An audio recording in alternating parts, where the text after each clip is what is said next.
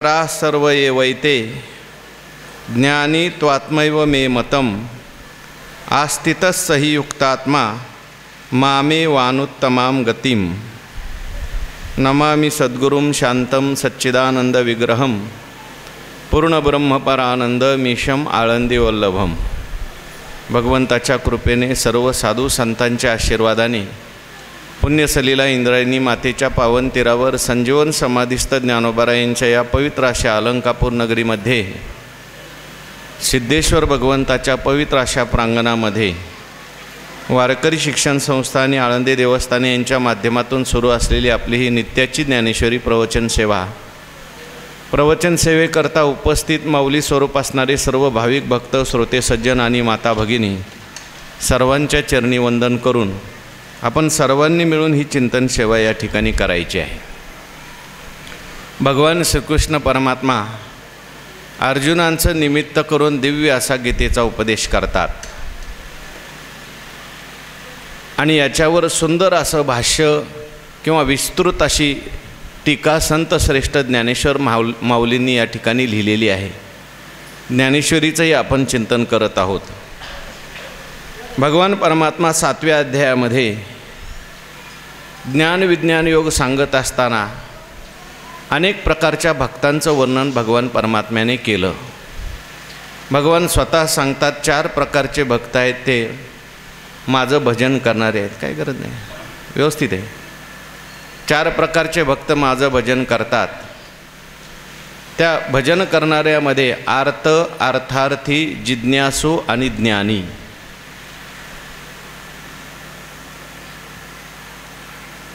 अशा अनेक भक्तांची वर्णनं भगवंतांनी केली। 4 भक्तांचं वर्णन करत असताना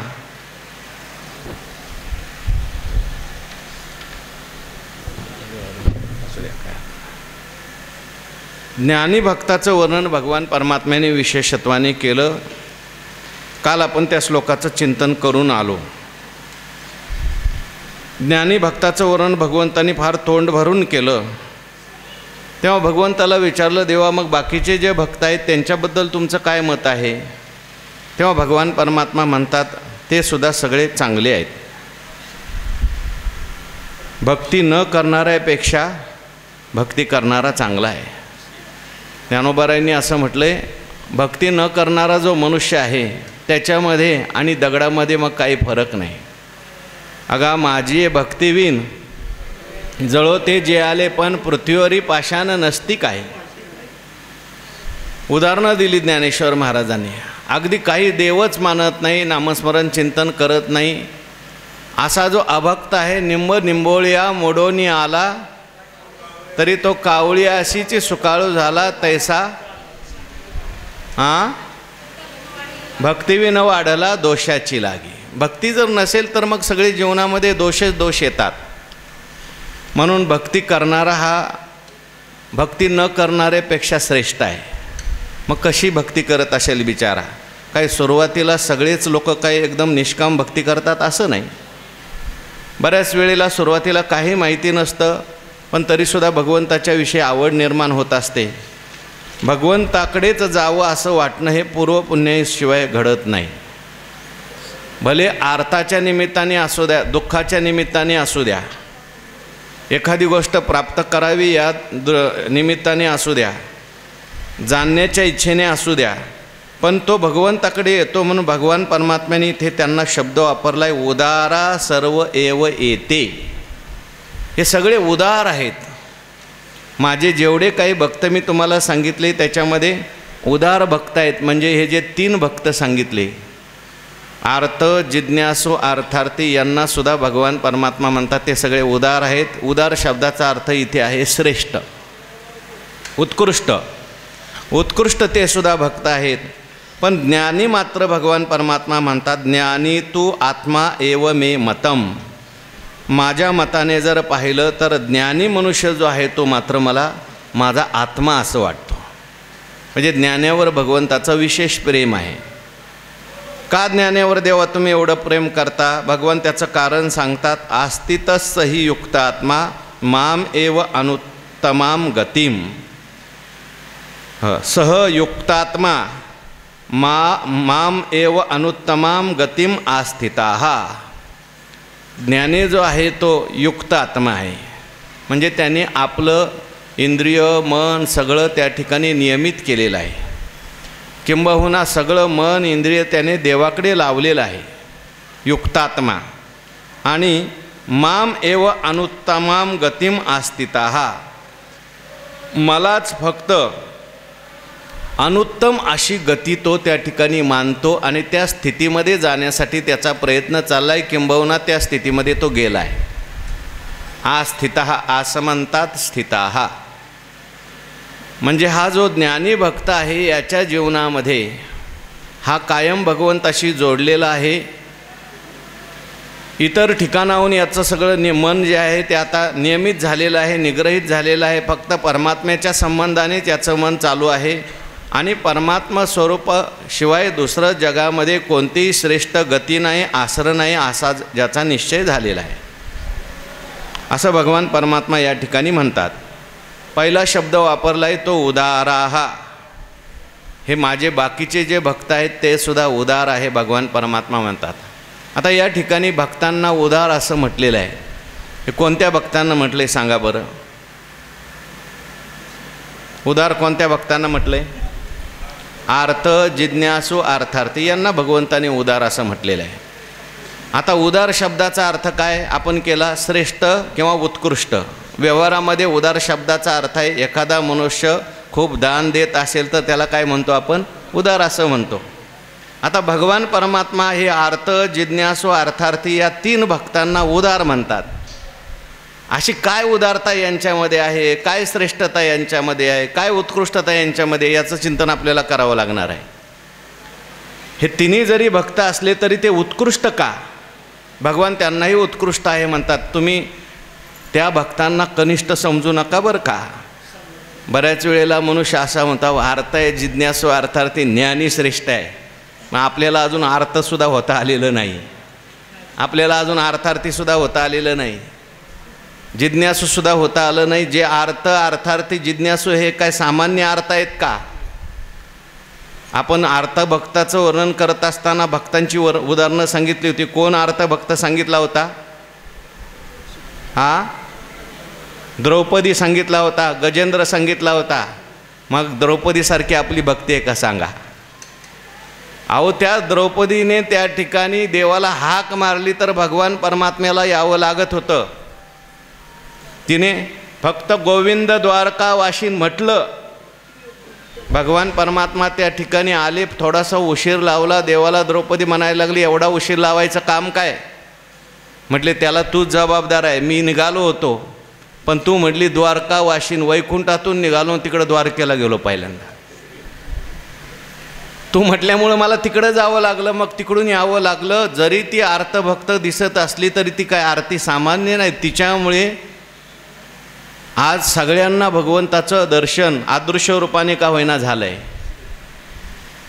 द्रौपदीमुळे भगवान परमात्म्याचं दर्शन होतं आहे. भगवान परमात्म्याच्या भक्तीचा महिमा त्या संपूर्ण पांडवांच्या कौरवांच्या सभेत प्रगट कशामुळे झाला? कोणामुळे झाला? द्रौपदीमुळे झाला. लक्षात घ्या. अनेक ठिकाणी द्रौपदीने भगवान परमात्म्याला हाक मारलेली आहे आणि पांडवांचं सगळं संकट संपलेलं आहे.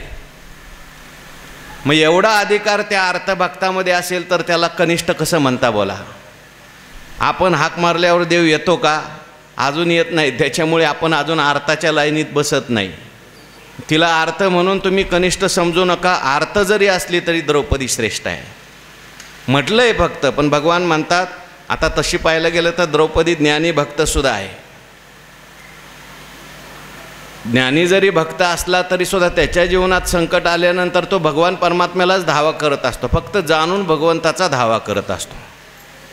म्हणून भगवान परमात्मा या ठिकाणी म्हणतात ते श्रेष्ठ आहेत. उदार शब्दाकरता मी बोलतोय, लक्षात घ्या. उदार शब्दाचा अर्थ आहे उत्कृष्ट श्रेष्ठ दान देणारे, आहे की नाही? मग आता इथे हे जे भक्त आहेत यांना श्रेष्ठ का म्हटलं? कारण या निमित्ताने का होईना, दुःख आल्यावर का होईना हे देवाचं स्मरण करतात.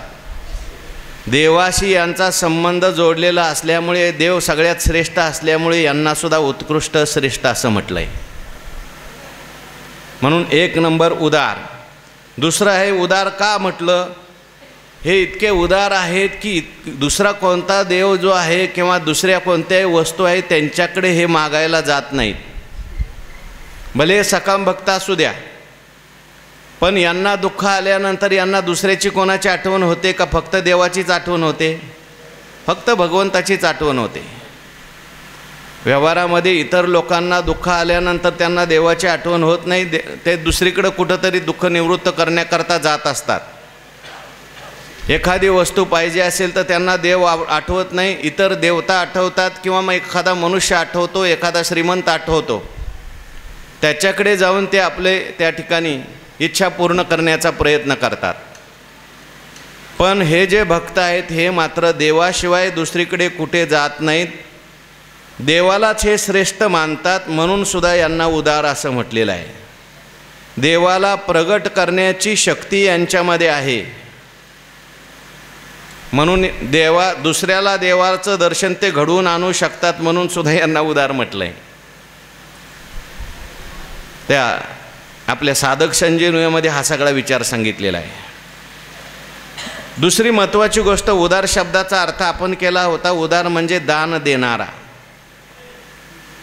कृपण असतो त्याच्या विरुद्ध शब्द आहे उदार. कृपण कोणाला म्हणायचं? आपल्याकडे असून सुद्धा देत नाही त्याला म्हणायचं कृपण. पण शास्त्रामध्ये कृपण वेगळं आहे बरं का.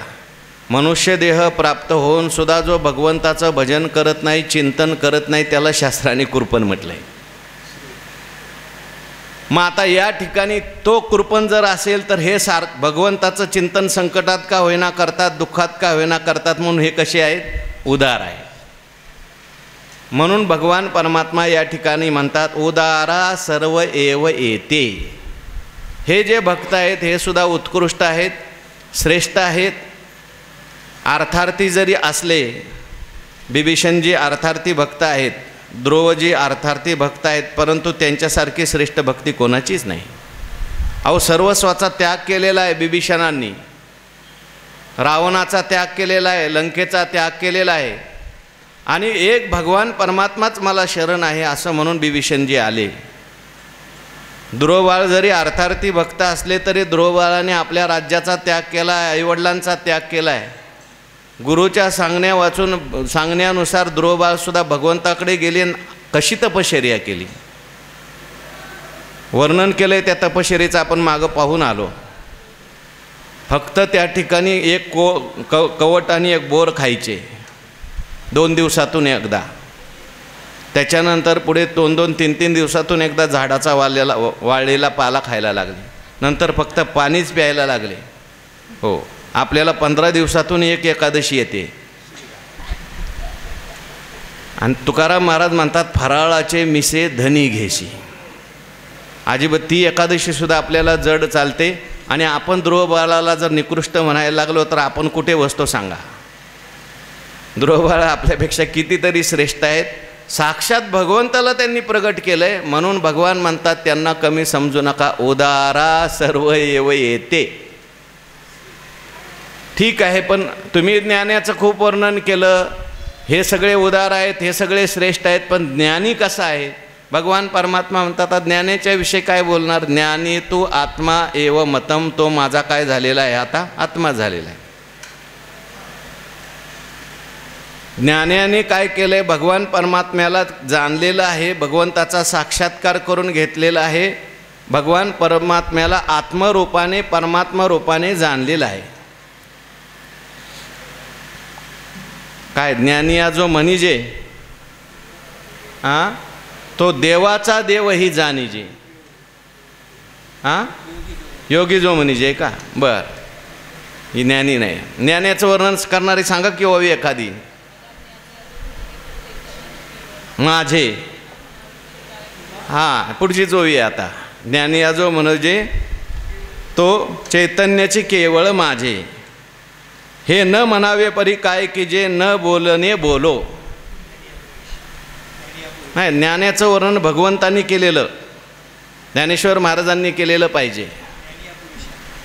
कृत्य करू स्वरला देखा ऐसा अनाथांचा सखा बोलिला. म्हणून ज्ञानाला इथे मात्र उपमा काय दिली? आत्मा आहे माझा. हो, ज्ञानदेव आत्मा माझा. हे नामदेव महाराज, ज्ञानेश्वर महाराजांना असं वाटलं नामदेव महाराजांच्या बरोबर आपण तीर्थयात्रा कराव्या, म्हणून पंढरपूरला गेले. नामदेव महाराजांचं कीर्तन सुरू होतं. कीर्तनामध्ये ज्ञानेश्वर महाराज आले, आनंद झाला.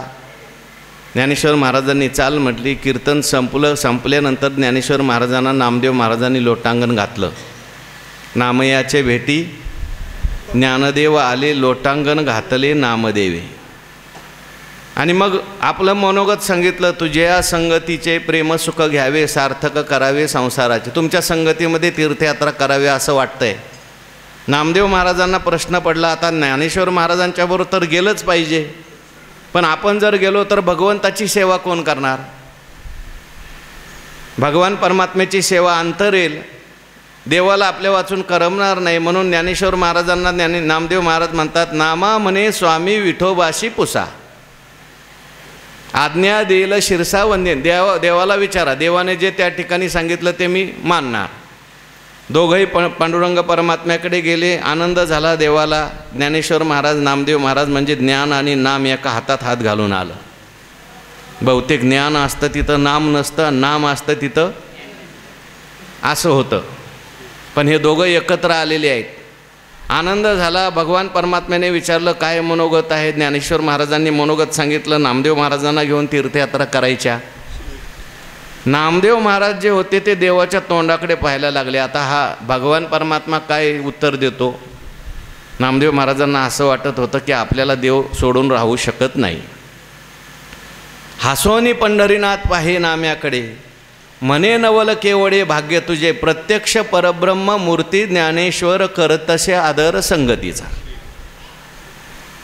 अरे नाम्या, तू कशा करता एवढा संकोच करतो? माझ्यामध्ये आणि नामदेव महाराजांच्यामध्ये तुला भेद का वाटतो? ज्ञानेश्वर महाराजांच्यामध्ये आणि नामदेव महाराजांच्यात तुला भेद का वाटतो? देव म्हणे नाम्या पाहे, ज्ञानदेव मीच आहे, तो आणि मी नाही दुजा, ज्ञानदेव आत्मा माझा. ज्ञानी तू, आत्मा एव मे मतम. ज्ञानेश्वर महाराज हे भगवान परमात्म्याला आपला आत्मा वाटतात.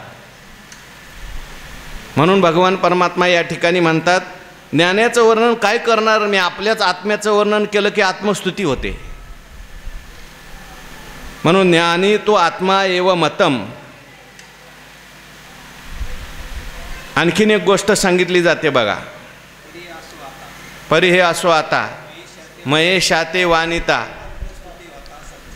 तिथे सुद्धा, कारण भगवान शंकरांना सुद्धा परमात्मा आपला आत्मा समजतात. भगवान शंकर हे सुद्धा भक्तच आहेत. ते दंडी कवी आणि कालिदास हे दोन कवी होते. आणि त्यांच्यामध्ये सुद्धा अशीच एकदा स्पर्धा निर्माण झाली, श्रेष्ठ कवी कोण? ते म्हटले, दंडी कवीला वाटायचं मी श्रेष्ठ कवी आहे, कालिदासांना वाटायचं मी श्रेष्ठ कवी आहे. जसं आपल्याला असं वाटतं ना, आता तो मोठा का मी मोठा? प्रत्येकाला वाटतं मीच मोठा. त्यांनाही वाटत होतं मी मोठा कवी. म्हटले नाही, याचा निर्णय आपण सरस्वतीकडे जाऊन करायचा. मग दोघेही सरस्वतीकडे गेले. दोघेही महान सरस्वतीचे उपासक होते. सरस्वती मातेला त्या ठिकाणी प्रगट केलं दोघांनी. प्रगट झाल्यानंतर सांगितलं, सरस्वती माते आम्ही तुझ्याकडे आलो आहे, आमचा एक निर्णय करायचा आहे. म्हटले कशाचा निर्णय? आमच्यामध्ये श्रेष्ठ कवी कोण? श्रेष्ठ कवी कोण म्हटल्यानंतर तिच्या चेहऱ्याकडे बघायला लागले. सरस्वती बोलायला लागली, कवीर दंडी, कवीर दंडी, कवीर दंडी. कवीमध्ये श्रेष्ठ कवी कोण? दंडी. दंडी नावाचा कवी तो श्रेष्ठ आहे. ते कालिदासांना राग आला. ते म्हटले अहम रंडे, अहम रंडे, अहम रंडे. म्हणजे त्यांना बोलण्याचा अधिकार होता सरस्वतीला सुद्धा. हे रंडे, मी काय मग? तो जर त्या ठिकाणी कवी आहे तर माझी योग्यता काय? ती म्हणायला लागली, त्वम तू मद्रूप ये वही, तुझ्यात आणि माझ्यात काही भेदच नाही. कवी म्हटल्यानंतर दंडी आहे, पण तुझ्यात आणि माझ्यात कोणत्याही प्रकारचा भेद नाही. मी तुला माझा आत्माच समजते. म्हणून भगवान म्हणतात ज्ञानी तू आत्मा एव मे मतम. का बाबा तुम्ही ज्ञानाला आत्मा मानता? आस्तितस्सहि युक्त आत्मा मामेव अनुत्तमाम गतिम. सह युक्तात्मा माम एव अनुत्तमाम गतिम आस्थिता. महत्त्वाची गोष्ट आहे, ज्ञानी जो आहे तो युक्तात्मा आहे. युक्तात्मा म्हणजे काय? त्याने आपलं मन नियमित केलेलं आहे. त्याचं मन दुसऱ्या कोणत्याही विषयाकडे जात नाही. जसं आर्ताचं मन दुःख आलं की देहाकडे जातं आहे, दुःख निवृत्ती करता तो देवाकडे जातो. अर्थार्थी आहे, अजून त्याला बाकीचे जगातले विषय आवडतात. पण हा जो ज्ञानी आहे तो युक्तात्मा आहे, म्हणजे कायम माझ्याशी जोडलेला आहे. विषय तो त्यांचा झाला असा आहे तो, किंवा त्याने सगळं आपलं मन इंद्रिय निग्रहित केली आहेत असाही अर्थ केला आहे. आणि माम एव अनुत्तमाम गतिम आस्थिताः, त्या ठिकाणी मलाच तो अनुत्तमाम अशी गती मानतो. गती म्हणजे आश्रय, अनुत्तमा म्हणजे त्याच्यापेक्षा उत्तम गती दुसरी कोणतीही नाही असं तो फक्त मलाच समजतो. बाकीचे जे आहेत त्यांना थोडीशी दुसरी गतीसुद्धा श्रेष्ठ वाटते.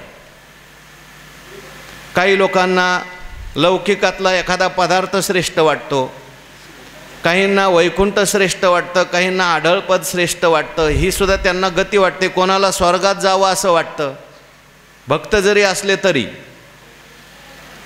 पण त्या ठिकाणी ज्ञानी जो आहे त्याने ओळखलेलं आहे की सर्वात श्रेष्ठ गती जर कोणती असेल तर ती म्हणजे परमात्मा. या लागे परम्य गती मी किंवा परमसिद्धी. अनेक ठिक ये परते काही निपजने आन नाही मनोनी मनपे पाही परमसिद्धी ते. याच्याशिवाय दुसरं त्याला काय? यम लब्ध्वा चापरम लाभम मन्यते नाधिकम तथा यस्मिन स्थितो न दुःखेन गुरुनापी विचाल्यते. तुका म्हणे आता लाभ नाही या परता. याच्यासारखा जगात दुसरा कोणताच लाभ नाही. जोपर्यंत देवापेक्षा आणखीन मोठा कोणता तरी लाभ आहे असं वाटतं तोपर्यंत खरी ती शरणागती नाही, खरी अजून भक्ती सुरू झाली नाही. ज्ञानाची भक्ती काय? परमात्म्याशिवाय त्याला दुसरा कोणतीही गती त्या ठिकाणी माहिती नाही.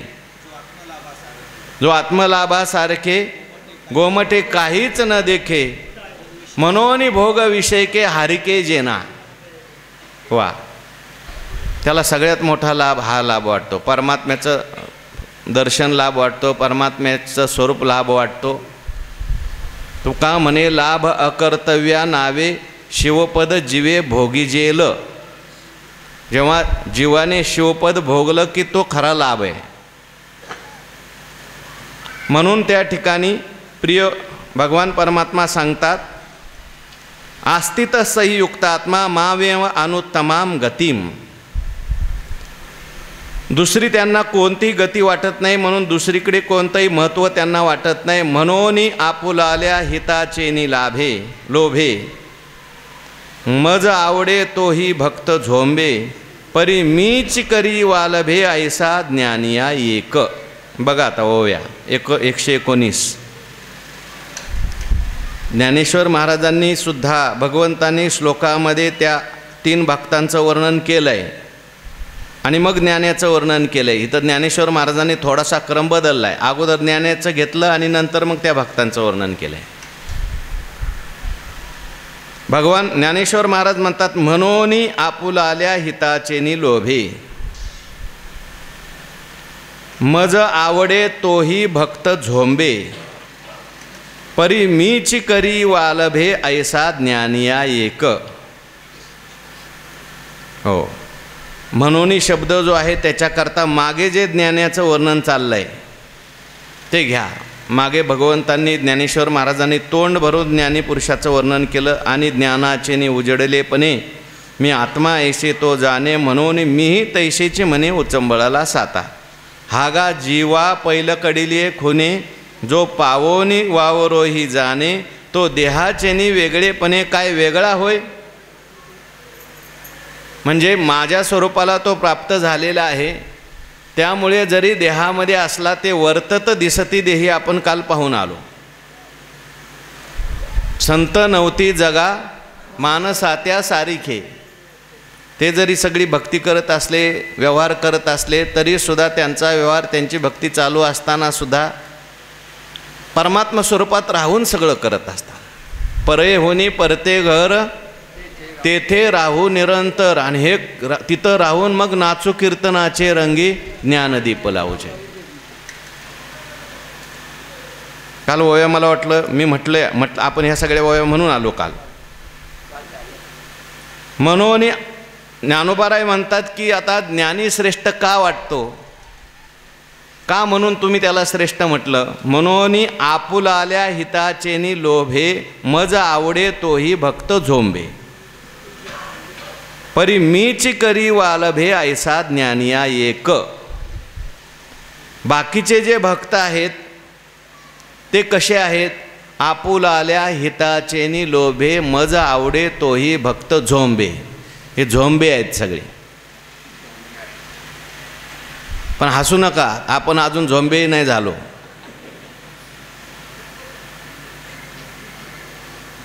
ते सामान्य नाहीत. मी आता सुरुवातीलाच सांगितलं, द्रौपदीचं वर्णन केलं आहे.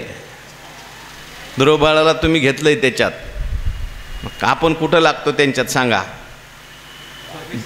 झोंबे शब्दाचा पण उलट त्याच्यामधून झोंबे शब्दामधून आपल्याला चांगलं घेता येतं. देवाशी झोंबतात ते. देवाची प्राप्ती करून घेणं, देवाला प्रगट करणं झोंबल्याशिवाय जमत नाही. व आज दर्शनाला आला आणि परत दुसऱ्या दिवशी सकाळीच दर्शनाला आला आणि दर्शन करताना सुद्धा माझ्या मागं कोण गेला आणि पुढं कोण गेला एवढंच लक्षात आहे. हे एवढं हे झोंबणं आहे का. दर्शनाकडे लक्षच नाही, ध्यान नाही देवाचं, चिंतन नाही देवाचं. हे भक्त म्हणजे सामान्य भक्त आहेत का झोंबे. ज्ञानोबाराय म्हणतात आपुला आल्या हिताची जाऊ द्या, त्यांच्या हिताकरता का होईना ते देवाशी झोंबतायत. हां, झोंबतात. देवाला त्या ठिकाणी गप्प बसू देत नाहीत. आणिलाही रूपा बळे करुणी खळे हरिदासी. पण एवढं आहे, ज्ञानोबाराय म्हणतात आपुला आल्या हिताचेनी लोभे. त्यांचं हित जे आहे त्या हिताच्या लोभामुळे त्यांच्या चित्तात काय आहे, लोभ आहे. कशाचा लोभ आहे, हिताचा. आता हित तरी सुद्धा त्यांना व्यवस्थित कळलंय का. कारण हित सुद्धा कळावं लागतं बरं का. कशाला हित म्हणतात, प्रत्येकाच्या हिताच्या व्याख्या वेगवेगळ्या. अर्थाच्या हिताची व्याख्या वेगळी आहे.